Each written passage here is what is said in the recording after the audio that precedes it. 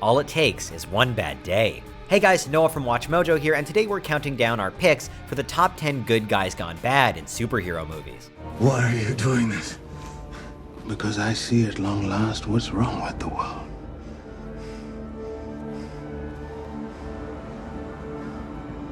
Too many sorcerers. For this list, we'll be looking at the heroes and other good characters who, for whatever reason, turn to the dark side, either permanently or temporarily. For obvious reasons, a spoiler warning is now in effect. This video is brought to you by Spirits Network. You throw the holiday party. We'll provide the entertainment and bottle service. Spirits Network. Sign up today. Number 10, Adrian Veidt, Ozymandias, Watchmen. And you've certainly profited greatly by it, turning your superhero alter ego, Ozymandias, into a billion-dollar industry. A retired superhero, billionaire, and the smartest man on the planet, Adrian Veidt seems an unlikely man to go bad, but he's killed more people than the rest of our entries put together. Why the hell didn't we get a launch detection? It's not the Soviets, sir. The genius philanthropist comes to believe that the warring superpowers of the US and USSR will obliterate humanity, leading him to enact an elaborate plan to destroy New York and blame it on the nuclear Dr. Manhattan in order to unite world leaders around a common enemy. Veidt is motivated by peace, though it comes at a monstrous cost. After all, the road to hell is paved with good intentions. I'm not a comic book villain.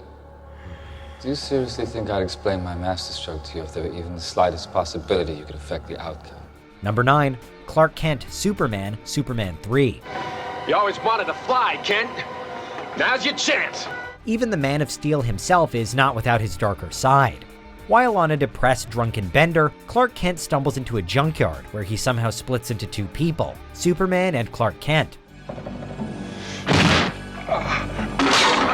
While this version of his secret identity embodies all his best traits, the Superman half is evil and embodies his negative emotions. His dual personas duel one another, with the good half ultimately triumphing. This whole sequence illustrates that it's not Superman's powers that make him Superman, but his morality. What's the matter, Kent? Too warm for you, huh? Come on, chicken! Number 8, Jason Todd, Red Hood, Batman, Under the Red Hood. We double at the prom, or maybe blow up a school bus together? No, I'm just something you helped make. That's pretty cryptic, but interesting. What happens when a sidekick goes bad? Batman finds out firsthand when a mysterious new player appears in Gotham. The Red Hood quickly proves himself a capable criminal, brutally taking over the city's gangs and even proving a physical match for he and Nightwing. In a way, Batman, this was the site of your first great failure. Maybe your greatest, but certainly not your last, right? Ah, memories. The Dark Knight eventually deduces that the Red Hood is really Jason Todd, a former Robin who was murdered by the Joker. After his resurrection, Jason's master plan is not to get revenge on Batman for failing to save him, but for Batman to kill the Joker as he failed to avenge him.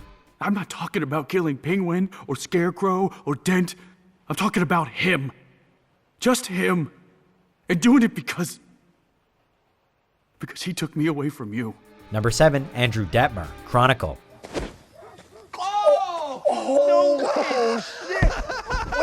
Andrew Detmer and his cousin and friend stumble upon a mysterious object in a cave that grants them all psychic abilities.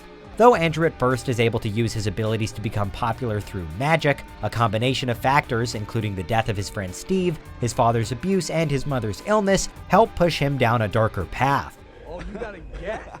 I gotta get too. Dude! Believing himself superior to others, he steals to pay for his mother's treatment, but an accident puts him in a hospital, where his father lambasts him for his actions and for his mother's death. Andrew's ensuing rampage may be terrifying, but we definitely understand how he got there.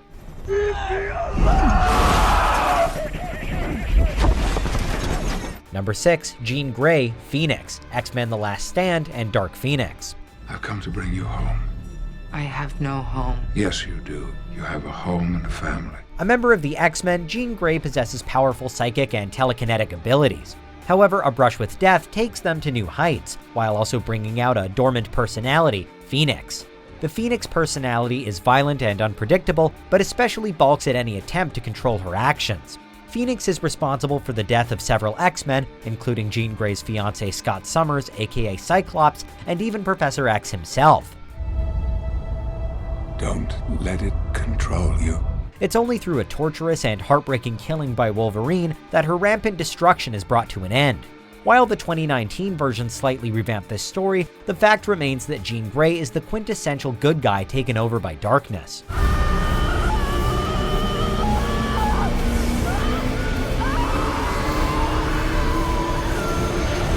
Number 5. Harry Osborn, Green Goblin, Spider-Man Trilogy, and the Amazing Spider-Man franchise. Kill Spider-Man. We'll give you all the tritium you need. A longtime friend of Peter Parker, Harry Osborn is a rich kid who often feels pressure to live up to his successful father Norman. Though he and Peter are friends, Spider-Man earns his enmity, in one adaptation due to the Wallcrawler's role in the death of his father, and in the other due to not sharing his blood, which could help save his life. It's too dangerous. If our blood isn't compatible, you could die. I'm already dying.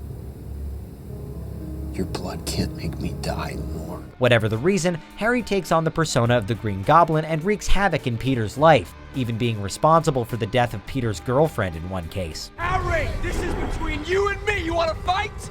Fight me. Let her go. Okay. No! Number 4. Buddy Pine, Syndrome, The Incredibles. Cool, ready for takeoff. What the? Who are you supposed to be? Well, I'm Incrediboy. What? No. You're that kid from the fan club. Hell hath no fury like a fanboy scorned. Buddy Pine is initially Mr. Incredible's biggest fan, who, having no superpowers of his own, creates remarkably advanced gadgets.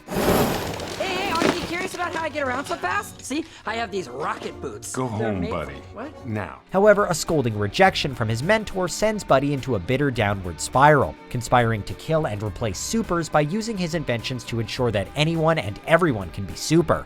However, the newly minted Syndrome proves no match for the Incredible family, who managed to foil his schemes with a little help from the villain's choice in wardrobe.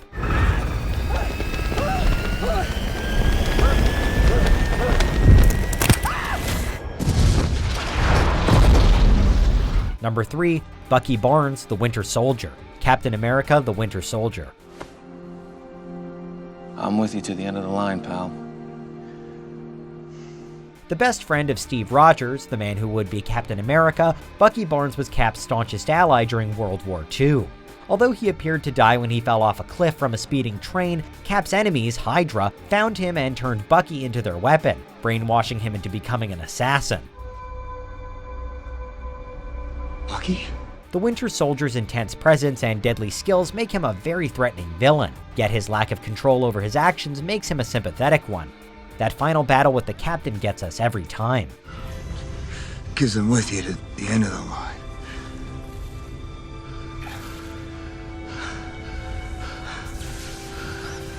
Number 2. Harvey Dent, Two-Face, The Dark Knight.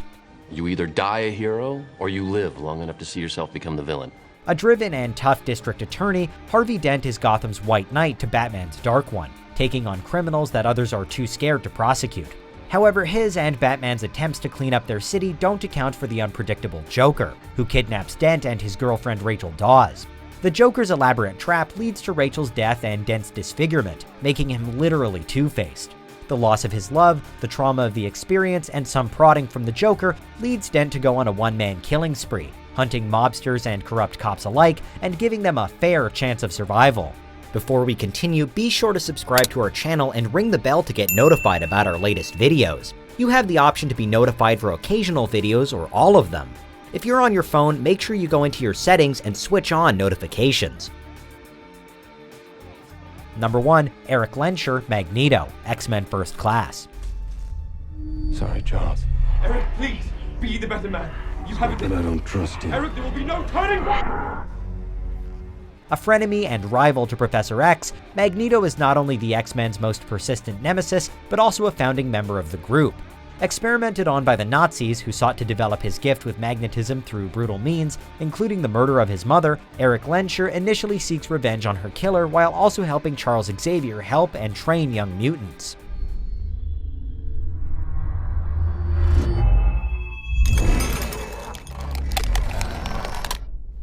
Ja, wunderbar. Their schism occurs when Eric's need for vengeance and his belief in mutant superiority leads to a violent confrontation on a beach and Charles's paralysis, as well as winning the Professor's friend Raven/Mystique to his side. We're kinda glad he's bad though, since he's so good at it. I've been at the mercy of men just following orders. Never again. This video is brought to you by Spirits Network. You throw the holiday party. We'll provide the entertainment and bottle service. Spirits Network. Sign up today.